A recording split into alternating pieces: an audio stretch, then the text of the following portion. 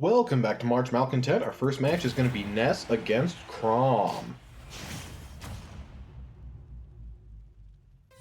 Alright, looks like we're going to be on the Pokemon stage. I always get the names wrong.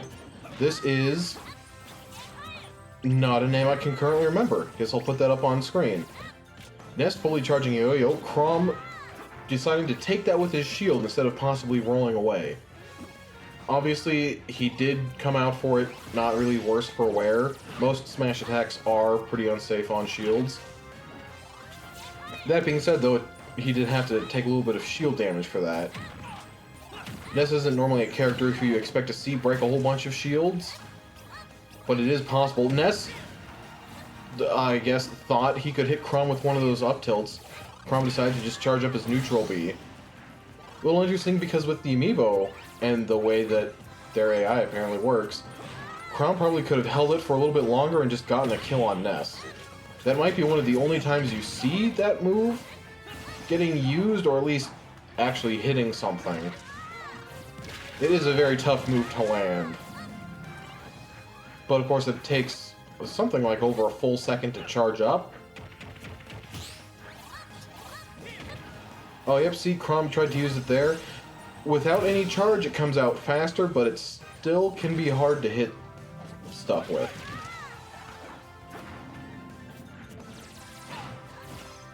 This goes for a juggle. Only gets one of the hitboxes connect with, I can only assume, the tip of Chrom's toe there.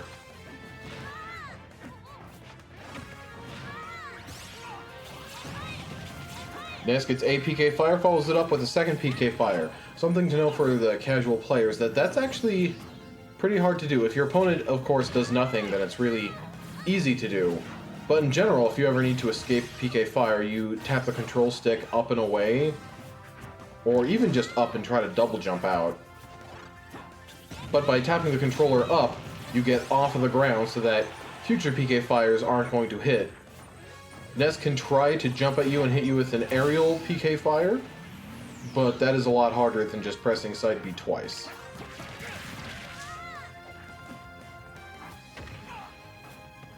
Ness perfectly timed the get up there. So something about Ness and a couple other characters with his proportions is that Ness has a big head and tiny arms, and that actually is important. Oh, great parry from Chrom. It's actually very important when you're hanging on a ledge, because the higher your head sticks up, the more likely your opponent's going to have an attack that can hit you while you're still hanging on the ledge. Ness is kind of the extreme end, and he just gets scooped down into the blast zone. Well, that's going to cut that match short, but it's also going to guarantee Chrom his place in April Anger. Alright, for our next match we have Roy against Byleth.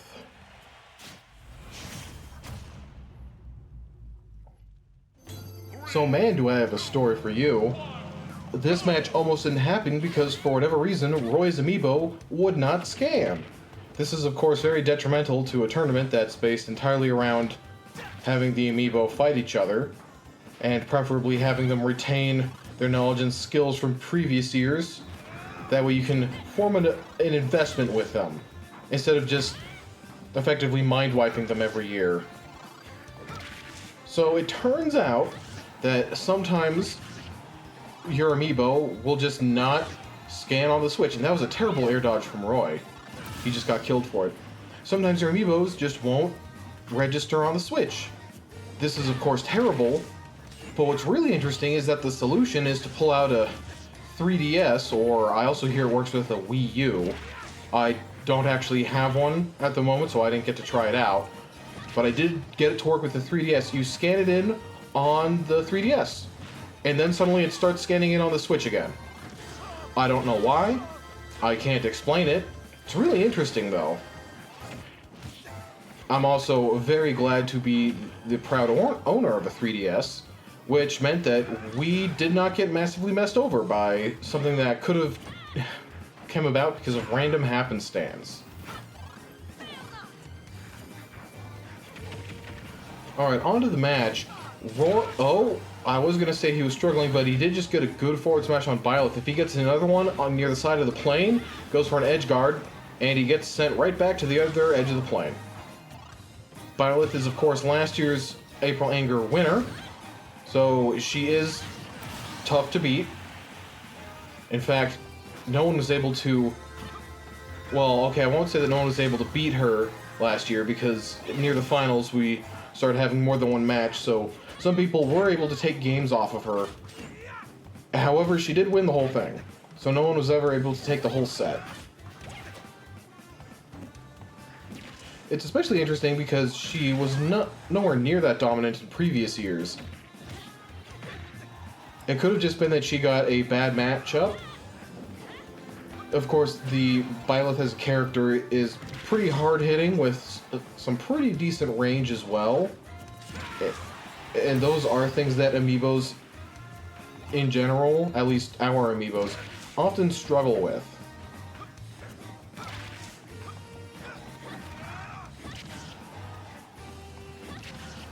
And Roy gets caught out again, not able to grab the ledge again. An ironic echo, but that means that Byleth will be making it to April Anger. No hesitation. And for our next match, we have R.O.B, US, against Mega Man. The Battle of the Robots. Yes, in case anyone doesn't know, Mega Man is a robot. Looks ridiculously human, except for his sometimes vacant stare. And if you couldn't guess that R.O.B, the robot, is a robot, then that's kind of on you.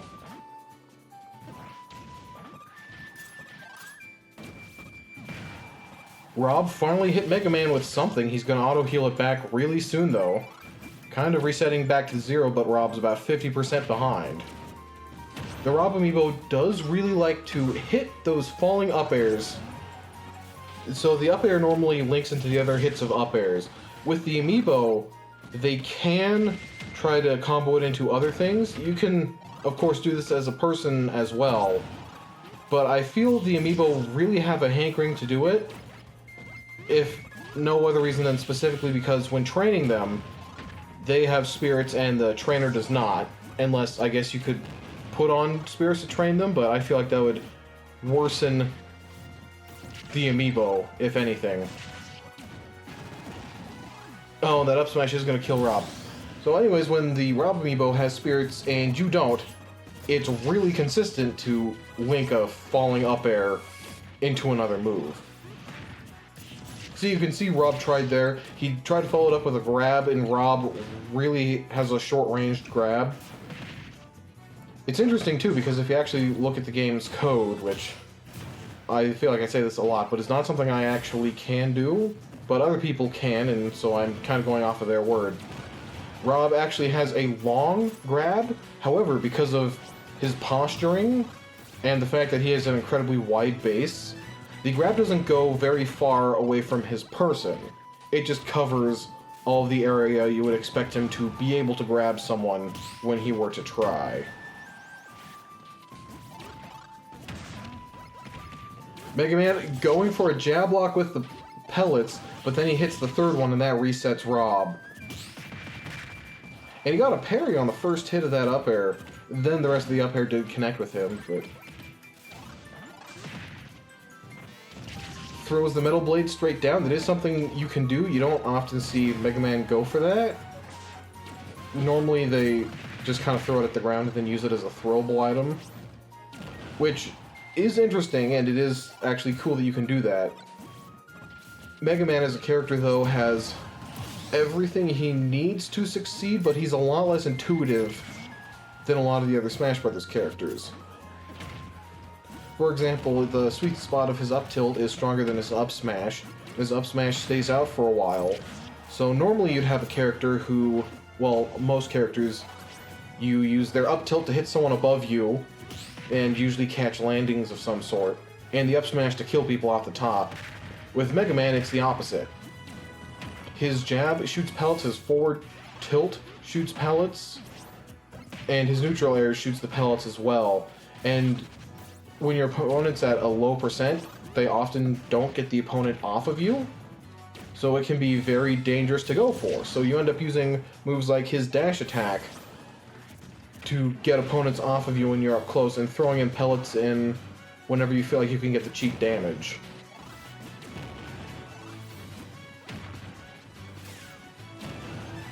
R.O.B is suddenly turning this match around. He was really struggling for the first stock.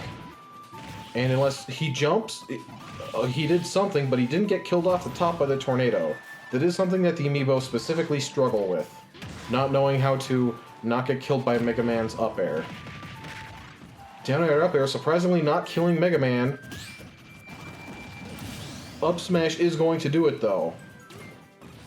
Mega Man takes the lead back. Oh, he gets buried.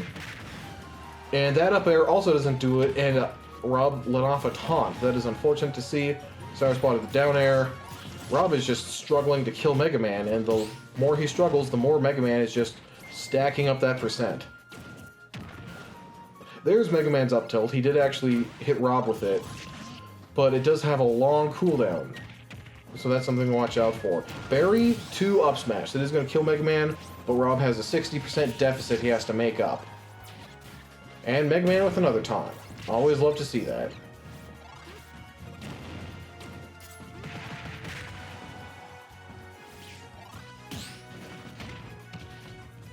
Mega Man didn't even tech that, or he took a little bit to do a get-up option. That's mostly important because if you try to get up immediately, it's of course not as fast as if you had teched, but it does get you moving faster, and against some characters, that extra time can make the difference between eating another combo. R.O.B going for a down throw down smash. They have to be at a really high percent for that to work. And even then, I don't think it's going to kill... Yeah, it's not going to kill. It'll at least hit them. Mega Man gets back on stage, hits R.O.B with a back air. And a very weak hit of down smash. Forward air is going to do it, though. Mega Man is going to be making it on to April Anger. R.O.B is going to have to keep fighting. And for our next match, we have Toon Link against Meta Knight.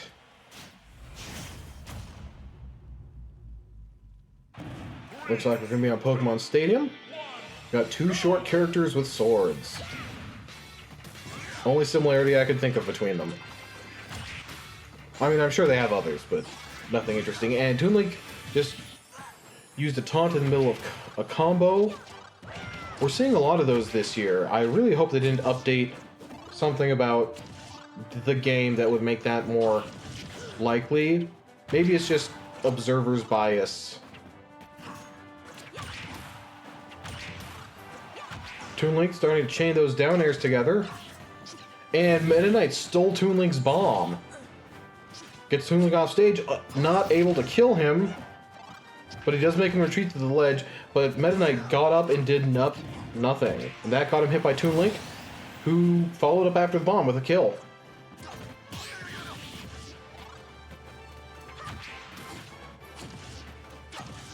Meta Knight off stage, a place where Meta Knight is very good at being. He has multiple jumps and good aerials. So he often likes to just go off stage to make sure that you can't get back to it. Whereas Toon Link is... So this is going to sound weird to say, even though it's true. He is a Link. The Link characters all have certain traits in common. And one of the biggest ones, I guess, to know is that their up special, the spin attack, pretty much Link's most iconic move, is good for damage, good for killing, but it's a little bit short on the recovery. Now, all the various versions of Link do have bombs that they can use in some sort of mind game to try to recover easier. Some of them more consistent than others. Back throw almost killing Meta Knight off the side of the stage. But one of the things they do have is that they have a spin attack as the recovery move, and it doesn't go extremely far. In fact, in Ultimate, the spin attack recovery is actually better than most other previous Smash games. In Smash 64, it was almost useless as a recovery move. Very little distance gained. And I feel like in every other game since then, it's gotten marginally better at recovering, which is of course good for Link. I do know that specifically in Smash Bros. Brawl, there was a certain height of platforms that, at least since this was over 10 years ago, so I didn't exactly know all of the highest competitive recovery methods, It's also, Meta Knight was just trapped by those bombs.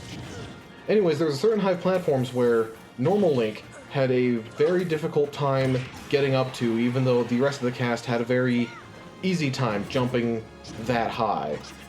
That, of course, doesn't say as much about the up special recovery, just because the platform height meant that you had to use your normal jump first and then your up special to recover. But Link had a very hard time making that, and everyone else seems as if they met it as the gold standard.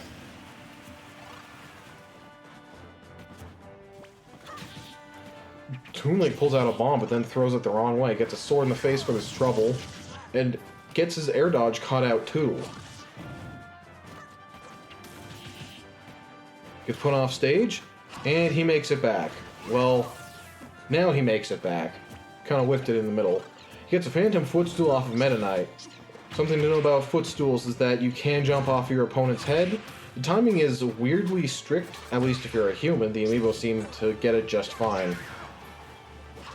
But also, if your opponent is in the middle of an uninterruptible action, which is normally if they're doing something else at the time, like if they're in a special recovery move, I don't think aerials, like aerial attacks, can get cancelled by a footstool either. Anyways, there are certain actions that you cannot get footstooled out of, but as compensation, whoever's doing the footstooling does get the vertical boost as if they had jumped off your head. It is interesting though, because sometimes you really are trying to footstool on someone to interrupt whatever they were doing, especially if they're off stage. It kind of gives every character a very weak spike, which some characters don't have a spiking move of their own. So it can be valuable, especially because the characters who don't have a spike are typically characters who have very good air mobility of some sort. Either they have a lot of jumps, or they just have a really easy time making it back to the stage, which is why they specifically don't get a spike, so that they can't just kill everyone off stage incredibly easy. And some characters like Toon Link do have a spike, but it kills you when you do it, so you obviously would hope to hit the opponent with the one that doesn't kill you. Up air is going to reach Meta Knight. That's going to kill him off the top. Toon Link wins with a life to spare. You're going to see him in the tournament. And for our next match, we have Mr. Game & Watch against Inkling. Looks like we're going to be on Luigi's Mansion. Both of these characters have been... Oh wow, instant 8 to get the freeze off if Inkling. Mr. Game & Watch didn't get a follow-up, but at least it left an emotional impact. Mr. Game & Watch should be able to make that back. He does. He even snaps the ledge, which is something Mr. Game & Watch has a problem with if you do it too close. Of course, as it turns out, his up special is pretty good, so you're not usually too direly waiting to use it at the exact right moment. Great tech from Inkling as well. Inkling also having an incredible recovery. Game & Watch loves to play it really down low, which is an interesting choice because you can often get killed there. Both characters bouncing around viciously. It's interesting to see how the amiibo try to capitalize. They get a trade, Game & Watch gets KO'd. Inkling survives, but that's on a for now basis. Game & Watch up specials past the ledge, and he actually gets hit for it, twice even.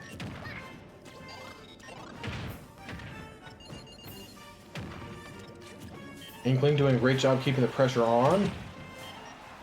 Gets Tex when it matters, and conveniently enough misses Tex when it's to her advantage. I think that's just purely a coincidence, but you never know.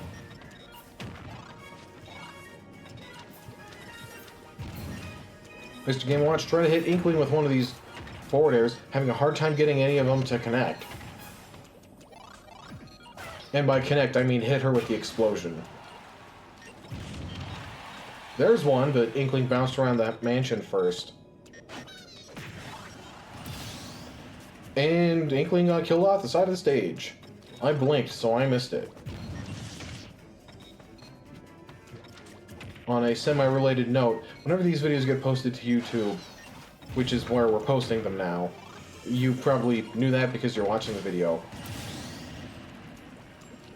YouTube has a tendency to, well, effectively compress the videos. And I get it, it's really hard to convince them to, for example, make every single video that everyone has published ever, which is more content than you can watch in your lifetime, by the way, streamed in ultra high HD.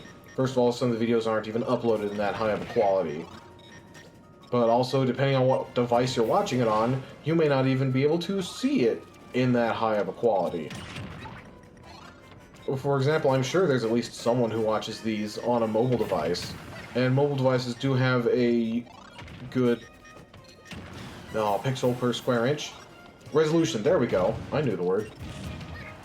Mobile devices usually have a good resolution, but because they are smaller, you simply can't see some of those details. Kind of similar to how in Smash 4 on the Wii U and 3DS, a lot of the 3DS stages had either lower amounts of detail, which is especially apparent when you compare to Ultimate. Anyways, the 3DS stages had less detail, but it was hard to notice because the screen was smaller. Next up, we have Bayonetta against Pac-Man.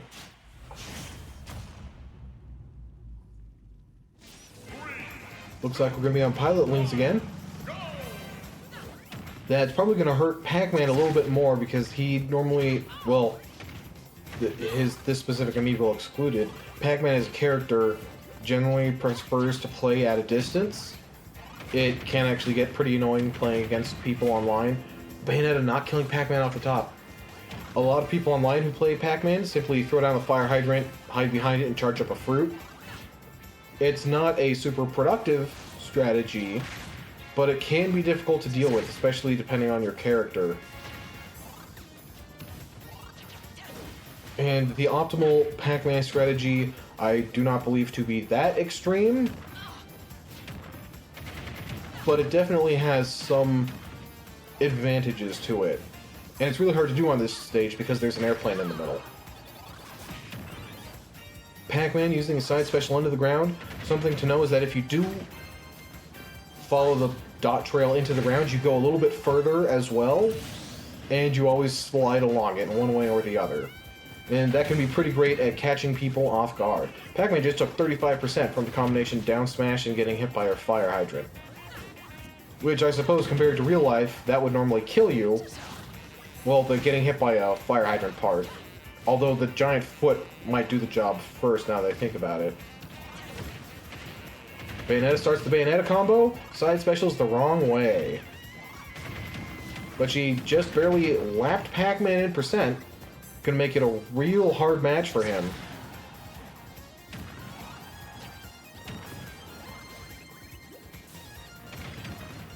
Pac-Man looking like he's going to go low to get Bayonetta off stage and then doesn't. Bayonetta actually gets him through the platform. Isn't it an interesting mind game you can do on these, I guess I'd call them semi-transparent bottom layer stages?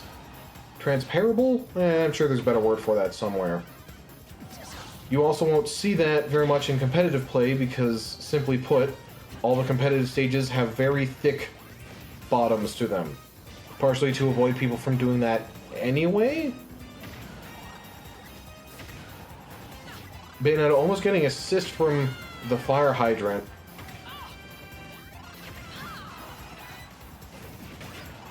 Pac-Man almost hit her with, I assume that was an up smash he was trying. He did get hit out of it first. He has finally gotten his first kill. Side specials very low. The third bounce should get him back on stage, and it does. And he gets hit by a tumbling fire hydrant, almost ending his stock right there. He has lived to 150% though, and that's pretty, first of all, impressive, especially because Pac-Man isn't, you know, a particularly heavy character or anything. Up smash is going to kill him. Bayonetta smash attacks do hit really hard. They come out really slow, so she's normally encouraged to get you in a long combo and then either get a read with a smash attack or I'm pretty sure the design of the character is supposed to be that she gets you with a witch time, and then she uses that to hit you with the smash attack. It is interesting, though, because that's obviously not how the character turned out. But the Bayonetta combo does not get Pac-Man off the top, although he gets really close with that up smash. Bayonetta gets back on stage, hitting Pac-Man immediately. Something a lot of new players don't realize is that you can escape combos by smacking your opponent in the face. It's very useful, especially because you need to hit them in order to win. Bayonetta got slid out of the way by the fire hydrant.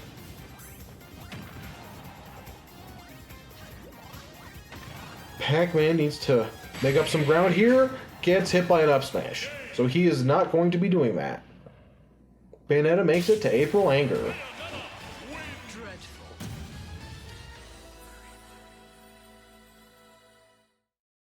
And our next match is Hero against Shulk.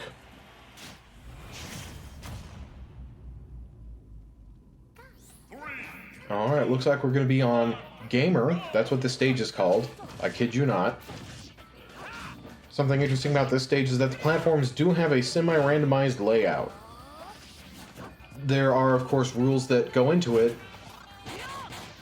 Oh, wow, very quick critical hit from Hero there. There are rules to how the platforms spawn. You don't particularly need to know them. I know I don't. But there are a certain amount of getting a footstool on Hero. Hero's able to recover. There are a certain amount of platform objects that can be on the stage in a semi-random order. So you can see we got 3 of them this time. So that's why whenever you see this stage, it's usually not in the exact same way.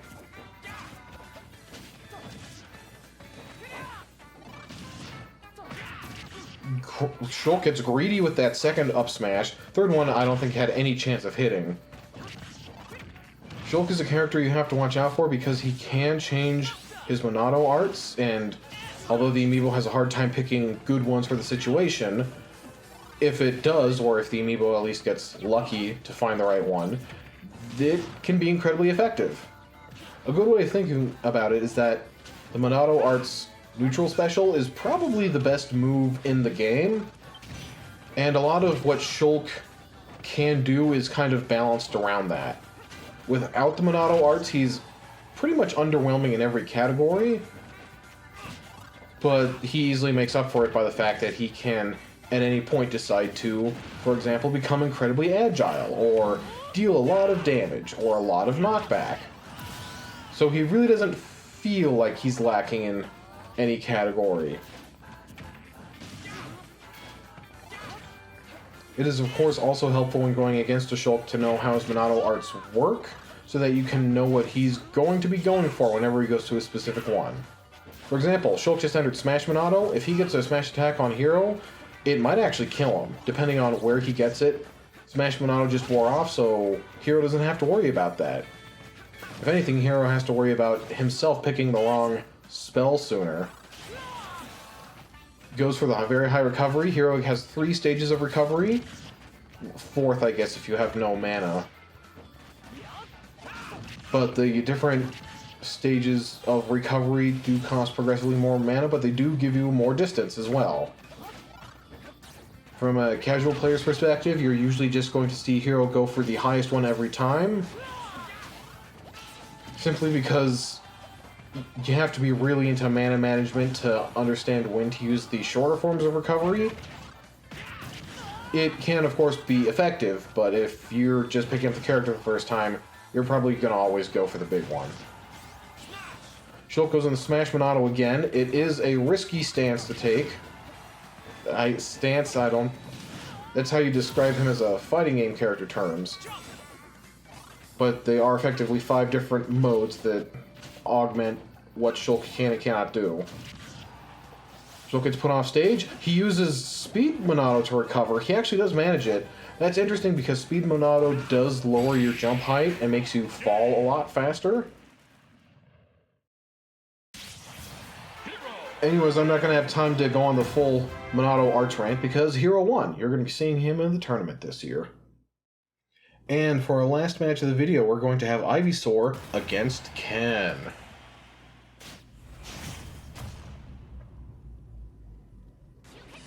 For anyone who's new here, Ivysaur won the first 2 April Angers. Ken has not won any of them? I guess there's all the context you need.